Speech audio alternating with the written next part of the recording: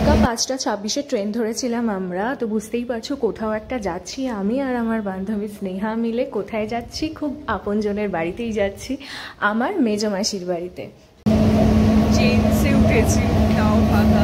গন্তব্য স্টেশন ঠাকুরনগর। সেখান থেকে অটো করে কিছুটা পথ গেলেই মেজমাসির বাড়ি শিনজলে। ভোরের মায়াবী ওয়েদারে গ্রাম বাংলায় ঘুরতে যাওয়ার ব্যাপারটাই আলাদা, তোমরা কি বলো? সব থেকে বড় কথা, আমি প্রায় 10-12 বছর পর যাচ্ছি মেজমাসির বাড়িতে, তো আমি খুবই এক্সাইটেড।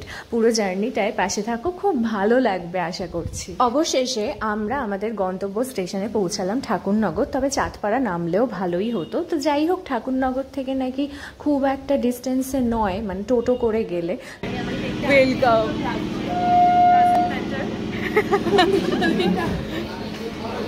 আমরা দুই বন্ধু প্রতিবারই ভোরবেলাটাকেই বেছে নিই ঘুরতে যাওয়ার জন্য, কেন জানি না। তো আজকেও সকালবেলায় 3:30 নাগাদ উঠে স্নান টান আমরা দুজনেই ছেড়ে নিয়েছি। এর আগে দক্ষিণেশ্বরেও গেছিলাম এইভাবে। তো ভোরবেলাটার উপরে আমাদের আলাদা একটা মায়া কাজ করে। ঘুরতে যাওয়ার জন্য আমরা বেস্ট টাইম ভোরবেলাটাকেই ভাবি। তো আজকেও সেটার অন্যথা হয়নি।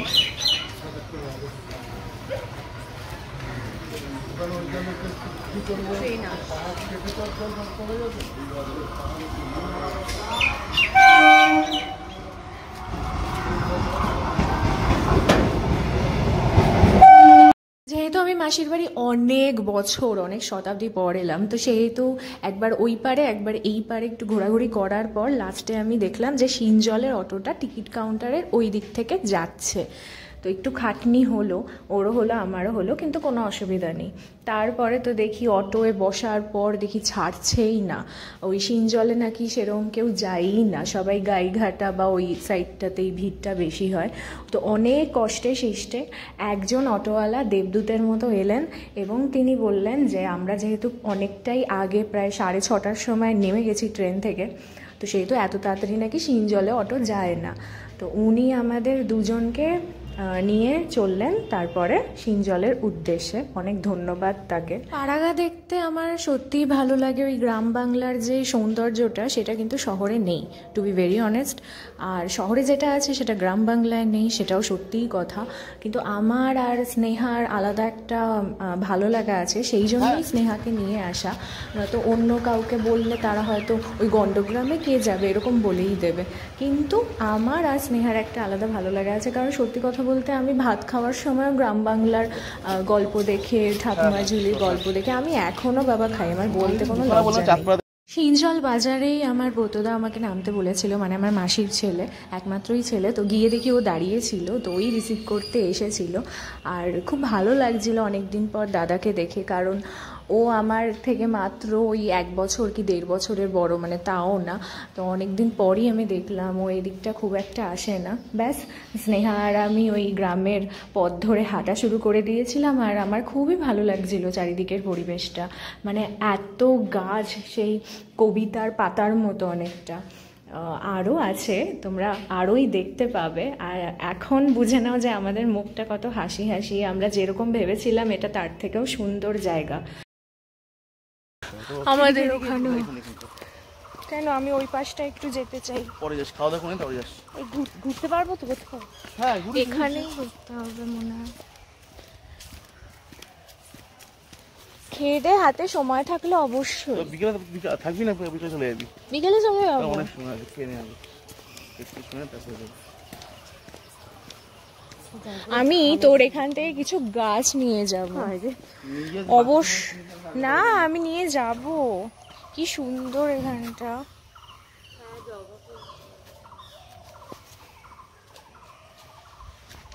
বাড়িতে ঢোকার মুখেই দেখি যে মাসি কাপড় মেলছিল, আর মুখ দেখে বোঝাই গেল যে আমার অপেক্ষাই করছিল এতক্ষণ ধরে। তো আমি মাসি বলে একটু জড়িয়েই ধরলাম। ঘরে ঢোকার সাথে সাথেই এইটা ছিল মাসির রান্নাঘর, তারপরে হচ্ছে এইটা আরেকটা ঘর যেটার আলোটা আমি জ্বালাইনি, ভীষণ সরি, যেখানে আলু রাখা ছিল। এটা হচ্ছে মাসির ঠাকুর ঘর। মাসি পুজো দেয় খুব সুন্দরভাবে সকাল সকাল উঠে, কি ভালো লাগছে দেখতে। ঘড়িতে কিন্তু 7:15 কি 20 বাজে হয়তো। তো এটা হচ্ছে আমার মাসি। দেবতার ঘরে দেবীর দর্শনও হয়ে গেছে। আমি সকালে শান্তির পুজো দিয়ে নিই রেগুলার। অন্যদিন তো দাদা চলে যায়, তারপরে ইয়ে করি, ও চলে গেলে তারপরে বাইরের কাজ করে তারপরে এসে স্নান করে পুজো দিয়ে ওই তো ওইটা আসবে।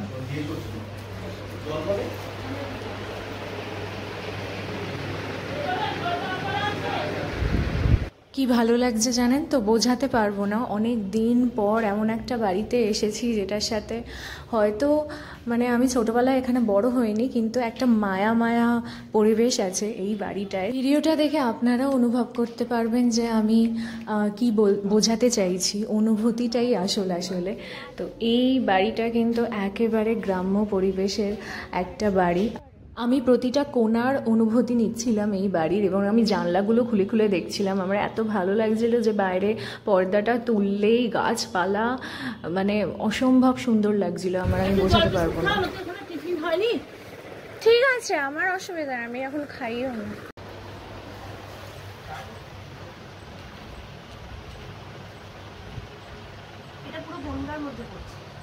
তো স্নেহার মাসি মিলে একটু চা খেতে খেতে দেখলাম যে প্রচুর গল্প করে নিল। আমার চার প্রতি অত দুর্বলতা নেই, আমি খাই না। তো এরা দুজন দেখি চা খাচ্ছে আর গল্প করছে, ব্যাপারটা আমার খুব ভালো লাগলো। আমি ভাবলাম এটাই মোক্ষম সুযোগ, আমি একটু মাসির ছবি তুলে নিই। সেই জন্য আমি অকাজগুলো করছিলাম, ওরা গল্প করছিল, আমি অকাজ করছিলাম। আরে তোদের না জল পড়ে, আমার না জলটা একটু পাম্প করে স্নান করতে হবে, কিন্তু বাথরুমের ঘরে হুড় করে জল পড়ে, টাপটা আমরা গরম চা খেতে পারি না, এই জন্য সব কাজ ছেড়ে চাটা একটু পরে খাই। চা খাচ্ছি, মুখটা দেখা দাদা সর, আরে সর। মাসি বলছিল যে তোরা রেস্ট নে, আমি ততক্ষণ তোদের জল খাবারের ব্যবস্থাটা করি। আমরা বললাম যে না, আমরা আর ঘরে থাকবো না, আমরা বাড়িতে ঘরেই থাকি, এখানে এসে আমরা ঘরে থাকবো না। আমরা বেরিয়ে পড়লাম আমরা প্রকৃতির মাঝে। আর আমি তো বাবা গ্রামের বাড়ি দেখতে ব্যস্ত, মানে এদের লাইফস্টাইলটা একটা অন্য লেভেলের লাইফস্টাইল। এই যে ঠাম্মারা বসে রান্না করছে, আমি ওদের একটু ডিস্টার্ব করছি। তখন সব ফেরে, তখন আবার ডাউনে আবার গোবরের ভুটে এরকম পাশ থেকে ঘুরে দিচ্ছে, একটা কলা বাগান দিয়ে এরকম ওরকম মানে ভিডিও করেছে, সে মানে বিশাল একটা আনন্দ হয়েছে।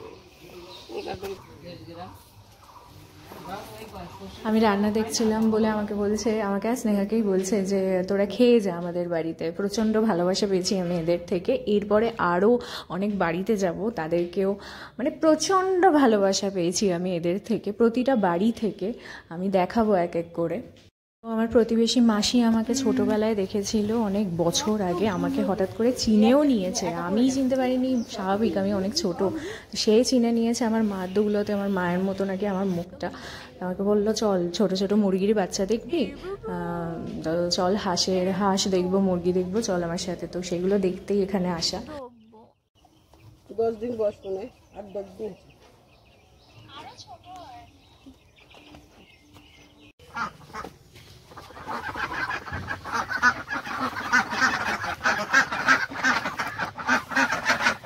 উরি বাবারই ভয় পাচ্ছে।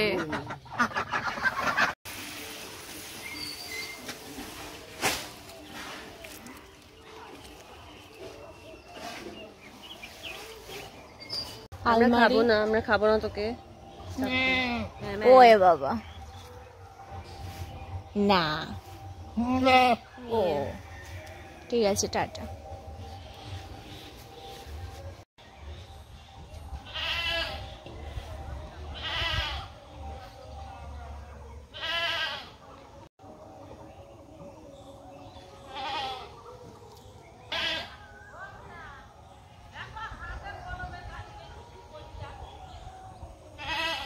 তো এটা হচ্ছে চিচিঙ্গার ফুল, আমি জানতাম না এটা চিচিঙ্গা এভাবে হয় ফুল থেকে।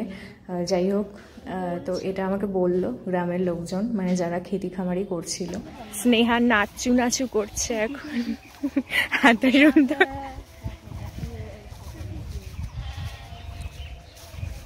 I love gram. Me two. আমি ম্যান্ডেটরি রাখবই কোথায় গুলো ভাতে। এদিকে যাবো, এদিকে যাবো এদিকে চলা যা এদিকে আসতে একটু তাকাও না, সুন্দর দেখতে তোমরা। এরকম আমি আগেই ক্ষমা চেয়ে নিচ্ছি সবার কাছে, আমি সবাইকে ডিস্টার্ব করছি। আর আমি বাবা খুব রোদ তো নেই, কিন্তু একটা আলাদা আর্দ্রতা রয়েছে, যার জন্য আমি যে পাড়াচ্ছি এখানে ক্ষতি হচ্ছে না তো? না ওখানে কিছু না। ও গাছপালা এইগুলো কেমন করতে হবে? ভালো লাগছে। স্নেহা কেমন লাগছে বল? আই লাভ গ্রাম, আমার ভীষণ ভালো লাগছে, আমাকে এখানেই সারা জীবন রেখে দিতে। আমাকে আলাদা করে বলে দিতে হবে না যে এটা ধান ক্ষেত আর ধান কেটে কেটে রাখা হয়েছে এখানে। ভীষণ সুন্দর লাগছিল। আর আমি অ্যাকচুয়ালি এতটা কাছ থেকে গ্রাম কোনো দিনই দেখিনি। ওই ট্রেনে ট্রাভেল করার সময় দূর থেকে হয় না, তোমরা দেখতে পাচ্ছ যে কোনো গ্রাম চোখে পড়ছে, চাষের ক্ষেত চোখে পড়ছে, কিন্তু এতটা কাছ থেকে আমি কোনো দিনই দেখিনি। আর এত ভালো মানুষজন, আমাদের শহরের হতে পারে শিক্ষিত তারা, কিন্তু এখানের মানুষজনের মধ্যে আলাদা আপন করে নেওয়ার একটা ব্যাপার আছে, একটা আন্তরিকতা রয়েছে এখানে সবার মধ্যে, যেটা আমার খুবই পছন্দ হলো। আমি এক্সপেক্ট করিনি এটা।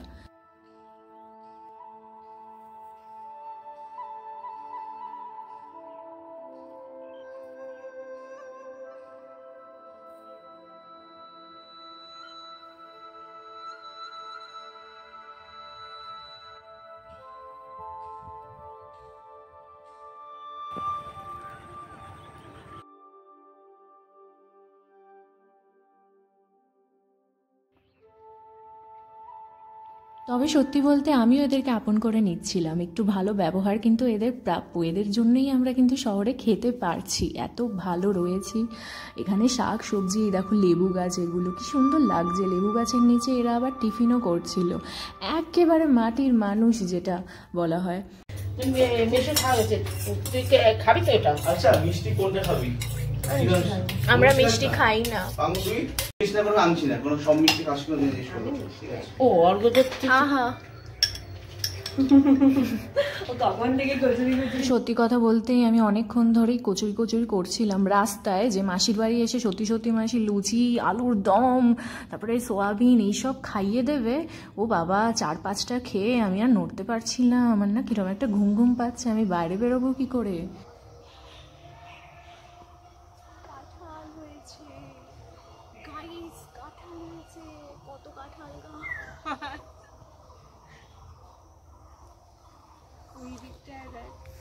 এটা হচ্ছে মাসির বাড়ির পেছনের অংশটা, যেটার জমিতে রয়েছে অনেক অনেক কাঁঠাল গাছ, আম গাছ, লিচু গাছ, মানে কি নেই বাবা এখানে।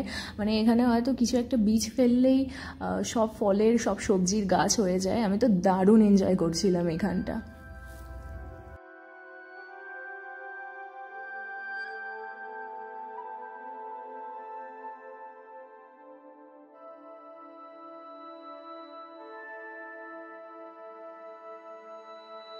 তো আমি আর স্নেহা এখন দাদার সাথে চলে এসেছি গাদার বাগানে। এখানে গাঁদা ফুলের চাষ হয়। এত সুন্দর লাগছিল কি বলবো, ভিডিওতে তো কিছুই বুঝতে পারবে না তোমরা, কিন্তু কিছু করার নেই, আমি চোখ দিয়ে দেখেছি, তোমরা আমার থ্রুতে ভিডিওতেই দেখে নাও। খুব সুন্দর। আর একটা না, মানে রোদ তো ওঠেনি, কিন্তু একটা ঠান্ডা পাহাড়ি পাহাড়ি হাওয়া দিচ্ছিল। আর সত্যি কথা বলতে এখানে না শহরের মতো অত গরম নেই, যেটা আছে সেটা হিউমিডিটি, সেটা হালকা একদম, যেহেতু আকাশে মেঘ করেছিল, কিন্তু একটা শীতল ভাব, ওই লু লু ব্যাপারটা এখানে নেই। খুব স্নিগ্ধ পরিবেশ।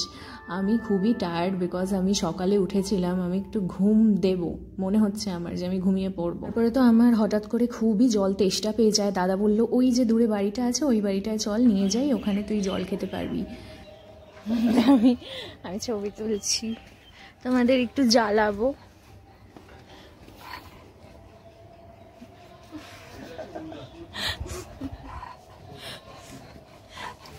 কি রাজ্য? মাংস রান্না করবো, বসো। আহা, এতগুলো ইয়ে রসুন দিয়ে? না, ওগুলো দেবো না।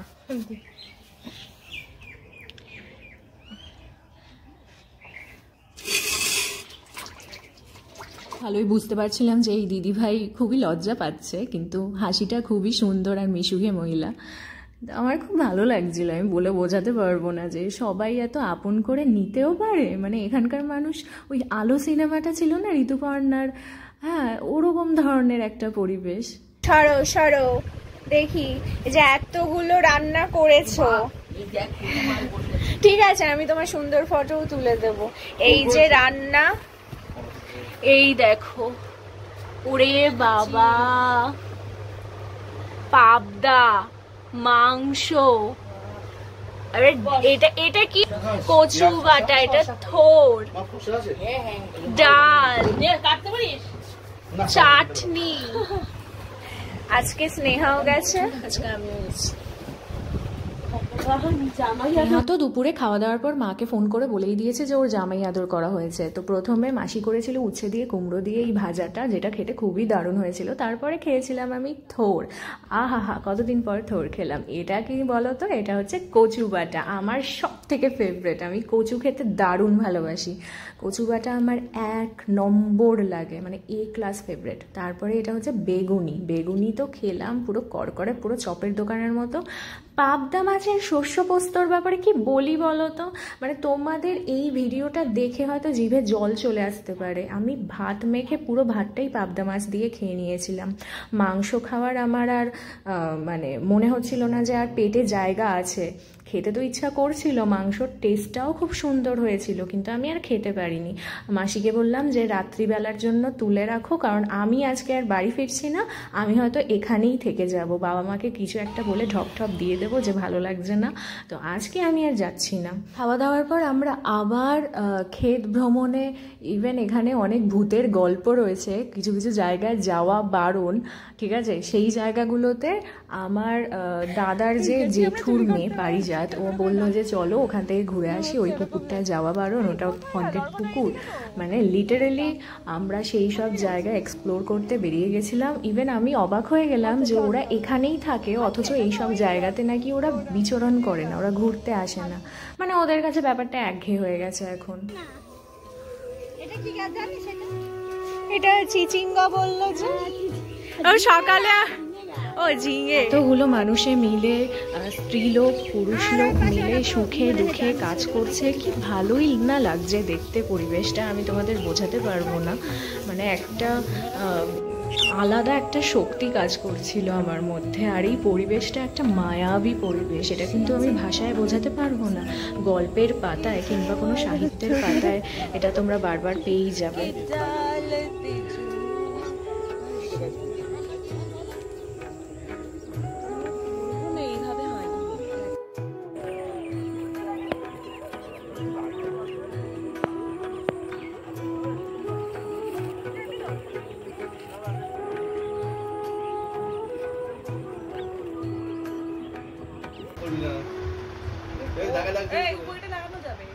এখন আমরা ভাই বোনেরা মিলে বসেছি ক্যারাম খেলতে। আমি অনেক দিন পর ক্যারাম খেলতে বসেছি, অতটা আমি এক্সপার্ট নই, কিন্তু ভালোই খেলেছি। হঠাৎ করে লোডশেডিং হয়ে গেল। এই যে লোডশেডিংটা হয়ে গেল, এটাও কিন্তু আমার ভালো লাগছিল, আমি জানি না কেন। খাজানা ছড়িয়ে দিয়েছে মানে প্রিয়াঙ্কাদির হাতে।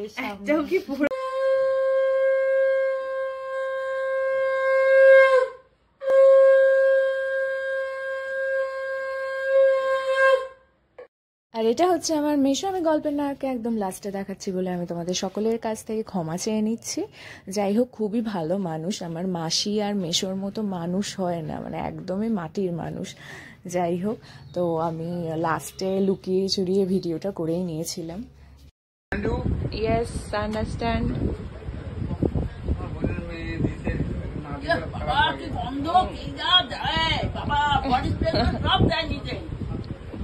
আর কিছু বলার আছে?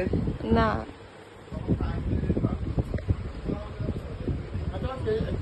ছবি তুলবি আমার? ইয়েস।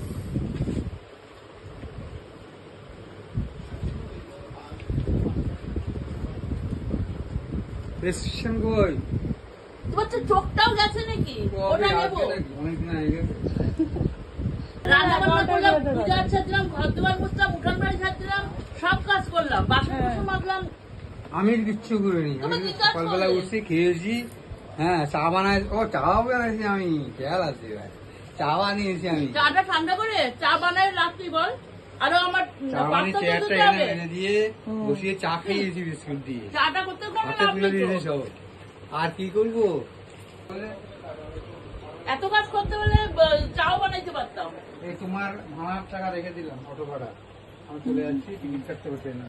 পরদিন সকাল হলো, তারপরে আমরা সকাল সকাল একেবারে 9:16 ট্রেনটা ধরবো বলে রেডি সেডি হয়ে টোটোতে উঠে পড়লাম। খুব খারাপ লাগছিল, মাসির মুখটা বারবার দেখছিলাম, মেশোকে টাটা করে এলাম, কিন্তু নেভার মাইন্ড, এবার বাড়ি ফেরার পালা। তো ব্লগটা কেমন লাগলো প্রচুর প্রচুর শেয়ার করো, আর আমাকে কমেন্টে অবশ্যই জানাও যে তোমাদের এই ব্লগটা কেমন লাগলো। টাটা টাটা টাটা, আবার আসবো, টাটা। তুমি তাড়াতাড়ি যেও, ঠিক আছে? পরে না